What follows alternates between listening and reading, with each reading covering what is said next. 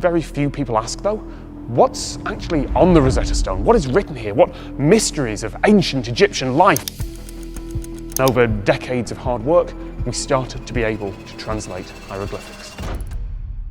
For 2 centuries, we believed the Rosetta Stone was the ultimate key to human history. We were wrong. AI just looked deeper into these 3 scripts than any human eye ever could, uncovering a terrifying truth that changes everything we thought we knew. What it found wasn't just data about an ancient rock. It was proof that this legendary artifact was actually designed from the very beginning to deceive. The Rosetta Stone. You've heard of it. Every textbook calls it the key that unlocked ancient Egypt. The artifact that gave the modern world access to hieroglyphs, to the pharaohs, to 3,000 years of human civilization. What the textbooks don't tell you is what's actually written on it, not the translation. Scholars have had that since 1822. The problem is that for 2 centuries, they read the 3 scripts on the stone as if they said the same thing. They don't. When AI-powered natural language processing was applied to the stone's 3 scripts simultaneously, comparing not just content, but phrasing, authority structures, and rhetorical framing across all 3 versions, researchers found something that scholars had been standing in front of without seeing for over 200 years. The 3 inscriptions don't tell the same story. They tell 3 different stories, each one crafted for a different audience, each one designed to make that audience feel something different. The stone isn't a key, it's a weapon. And understanding who built it and what they were hiding is the story no one prepared you for. To understand what AI found, you first have to understand what the Rosetta Stone actually is. The year is 196 BC. Egypt is in crisis. The country has been ruled for over a century by a Greek-speaking dynasty, the Ptolemies, who seized power after Alexander the Great's conquest. These were not Egyptian rulers. They were Macedonians who dressed like pharaohs and spoke Greek in private. The current pharaoh is a boy named Ptolemy V.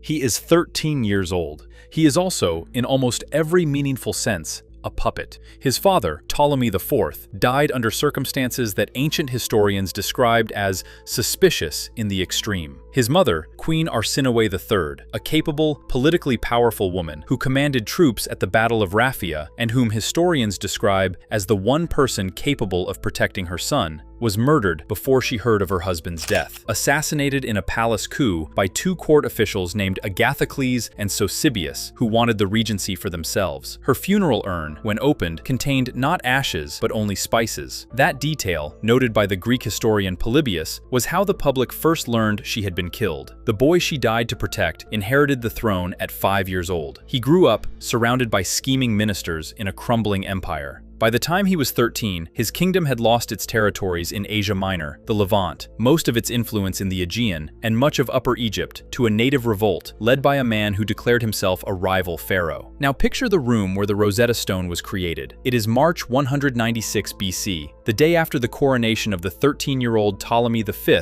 at Memphis, the ancient capital, heavy with tradition, its air thick with incense and torch smoke. The stone floor of the great temple at Memphis is cold under the feet of the assembled priests, despite the desert heat pressing against the walls outside. Their robes are white linen, their voices are low, deliberate. They have gathered not to honor a king, they have gathered to author one. The decree they issue that day, inscribed in hieroglyphs, in Demotic script, and in Greek, is what we now call the Rosetta Stone. The British Museum has housed it since 1802. It weighs 760 kilograms. It stands 114 centimeters tall. Its surface is dense with text, carved into dark granodiorite, the letters deep and precise. Edward Dolnick, author of The Writing of the Gods, a detailed history of the stone's decipherment, described this decree as a propaganda poster carved in stone. AII analysis is now revealing just how accurate that description is, and how much darker the propaganda was than anyone realized. For weeks after the first AI-assisted analyses were completed by researchers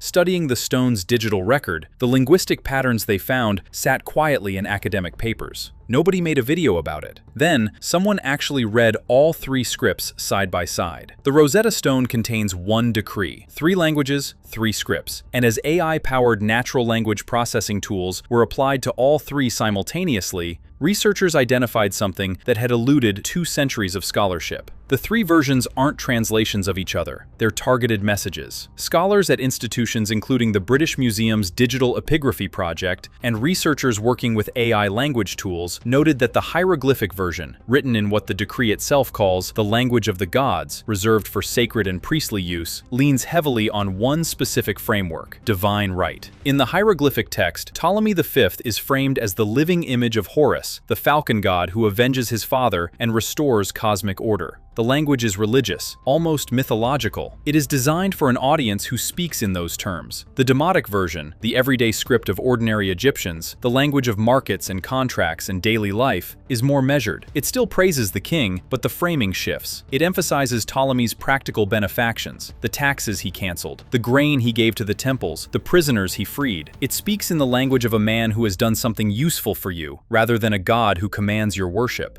And then there's the Greek text, written for the ruling class, the Macedonian administrators, the military commanders, the officials who ran the actual machinery of empire. That version, AI analysis found, prioritizes legal authority, rights, obligations, administrative structure. It reads less like a religious proclamation and more like an official government document. 3 audiences, 3 messages, 1 stone. That alone would have been enough to demand a re-examination of how historians understand Ptolemaic power. But the team wasn't done. If you're finding this as striking as I do, a like genuinely helps this channel keep investigating these buried corners of history. To understand why this matters, why it goes beyond clever political messaging, we need to step back into the violence surrounding the stone's creation.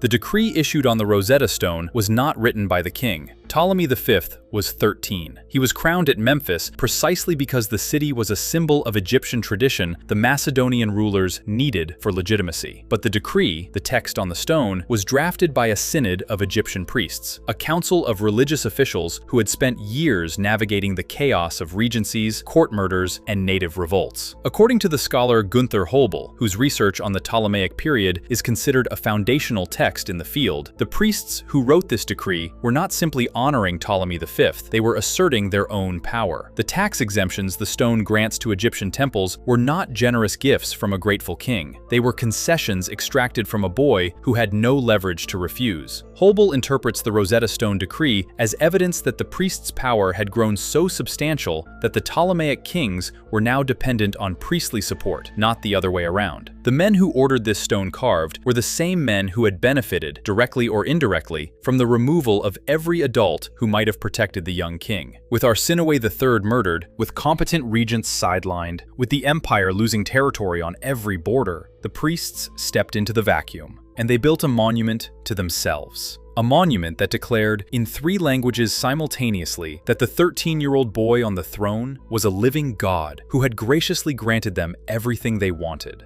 The data was clear. The implications took 2,200 years to fully surface.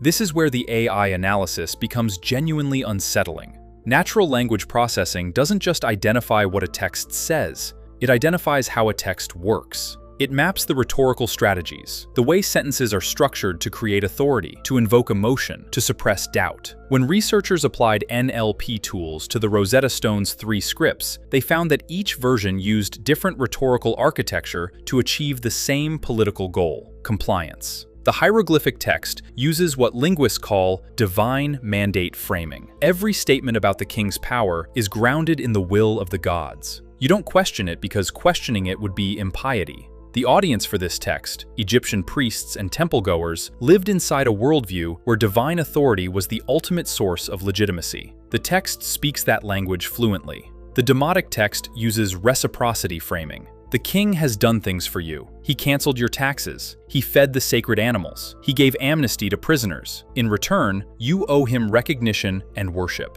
This is transactional language, the language of the market, directed at the everyday Egyptian citizen. The Greek text uses legal institutional framing, rights, procedures, official designations. It creates the impression of a functioning bureaucracy issuing a regulated decree. For the Greek-speaking elite, who came from a culture that valued law over religion as a source of authority, this framing was more persuasive than any appeal to Horus. 3 frames, 3 populations, 1 coordinated message. The researchers working with the British Museum's digital records noted that this isn't simply a translation accommodation. Adjusting phrasing for different audiences is normal in any multilingual document. What the AI found was more specific. The degree of rhetorical customization across the three scripts is systematic and deliberate. Each version is tuned to its audience's specific cultural pressure points. That's not translation, that's targeting.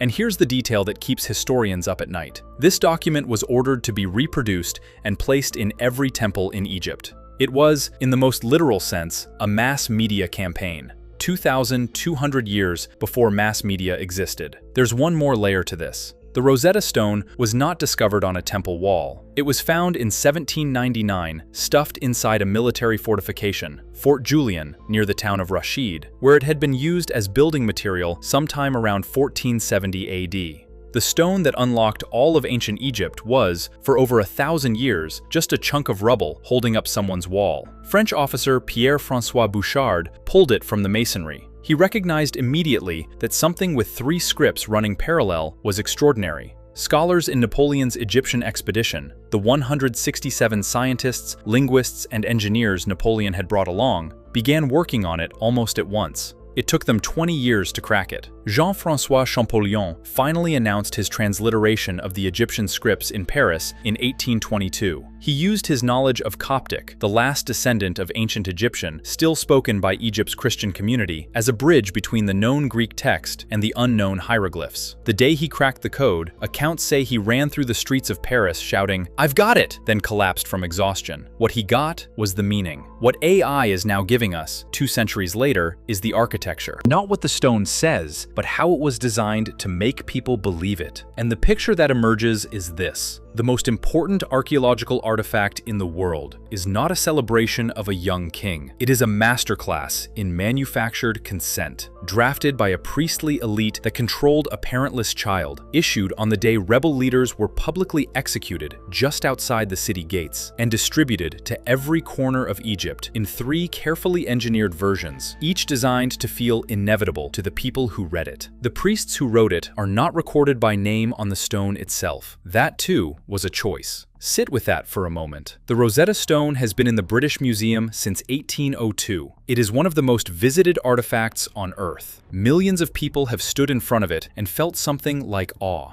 the sense that they were looking at the key to a lost world. Scholars spent generations celebrating it as a triumph of human knowledge. AI changed what we're looking at, not the stone, the story. Some researchers in the field of ancient propaganda and political communication have begun arguing that the Memphis Decree represents the earliest surviving example of what we now call stratified messaging, a communication strategy that delivers different versions of the same political reality to different demographic groups based on what each group is most psychologically primed to accept. If we take that framework seriously, the implications are uncomfortable. Not because the Ptolemies were unusual, because they weren't. One interpretation, gaining traction among historians who study the intersection of AI analysis and ancient texts, is that stratified messaging wasn't an innovation of the Ptolemaic priesthood. It was a formalization of a technique that had already existed for centuries in Egyptian political culture. The priests may have simply been the first to codify it across 3 simultaneously deployed scripts, leaving us the evidence. There is, of course, a simpler explanation. Ancient administrators wrote decrees in multiple languages all the time. The tonal variations could be incidental, the natural result of different scribes working in different linguistic traditions, rather than a coordinated manipulation campaign. That explanation is worth holding. It may be right, but it struggles with one specific finding from the AI analysis. The variations are not random. They consistently align with the rhetorical preferences of each script's intended audience. Divine language for the religious, practical language for the common people, legal language for the administrators. If this were scribal variation, you'd expect inconsistency. What the data shows is precision. Some scholars have gone further, connecting this to a broader pattern across Ptolemaic decrees. The Decree of Canopus, issued in 238 BC under Ptolemy III, uses similar multilingual framing. So does the Memphis Decree of Ptolemy IV from 218 BC. The Rosetta Stone is not an isolated experiment. It appears to be part of a deliberate, generational communication system, a system that ran an empire for 275 years. And here is where the ground shifts beneath your feet. We are living in an era where AI is also being used to analyze mass communication, to identify how different messages are crafted for different audiences, how political content is algorithmically targeted, how the same idea is packaged differently depending on who is receiving it. The technology is new. The strategy is 2,200 years old. The Rosetta Stone sits in room 4 of the British Museum. It is behind a low barrier. People crowd around it. Most take a photo and move on. It is cold to the touch, or would be if you could reach it. Dark gray granodiorite, slightly pink in the right light. The letters worn, but still sharp in the deeper grooves. You can run your eye along the bottom register of Greek text and recognize the script even if you can't read it. Above it, the Demotic begins. Above that, the broken, partial columns of hieroglyphs. 14 lines of hieroglyphs survived. Somewhere between 14 and 15 are missing from the top. Broken off, lost to time. We will never read them. What we lost may not matter. What we have is already enough to change the story entirely. A 13-year-old boy was placed on a throne after his mother was murdered. The men who controlled him issued a decree in his name, declaring him a god, claiming he had won a war he was too young to have fought, and distributing that decree in 3 carefully engineered versions across the entire country. They ordered it carved in stone and put in every temple. They made sure it would last. It did. 2,200 years later, a machine read it properly for the first time. And the machine, which has no politics, no allegiance, no reason to protect any particular version of history, simply noted what the structure of the language revealed. This was not a decree. This was a coordinated campaign. The stone didn't preserve the truth. The stone was built to replace it. There's no comfortable way to land this. The most important document in the history of archaeology is, at its core, a case study in how power protects itself, not by hiding, but by speaking, by writing in every language, by saying exactly what each group needed to hear, by ensuring that everyone received a version of the story that felt true to them. The priests who wrote it are unnamed. The boy king it was written for died at 30 years old, possibly poisoned. The empire it was designed to hold together lasted another 150 years, then fell to Rome. The stone survived all of them. So here is the question I can't shake. The Rosetta Stone has been fully translated for over 200 years. It has been studied by some of the finest minds in Egyptology, linguistics, and archaeology. It has been photographed, digitized, analyzed, and displayed to millions of people. And it took an AI, a system with no cultural assumptions about what this artifact was supposed to mean, to notice that the 3 scripts weren't saying the same thing. What does that say about everything else we think we've already understood? Or is it possible that the priests who crafted this stone knew exactly what they were doing? That they designed a document whose true architecture would only become visible when a kind of intelligence emerged that didn't carry 2,200 years of accumulated assumptions about what a royal decree is supposed to look like? If that possibility unsettles you as much as it unsettles me, share this with someone who thinks ancient history is just the boring backstory of the present. It isn't. The present has been here before.